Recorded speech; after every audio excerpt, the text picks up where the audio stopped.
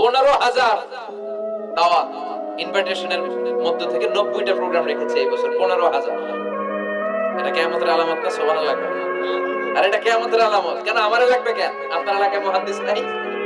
আপনার এলাকায় মুফাসসির নাই? মিজানুর রহমান আজহারীকে লাগবে কেন? মিজানুর রহমান আজহারী যেখানে সুযোগ হবে 2-4 জায়গায় প্রোগ্রাম করবে। এখন তো ইউটিউবে সব দেখা যায় যে এত চ্যানেল, অনেক মাহফিলে এত শ্রোতাও নাই।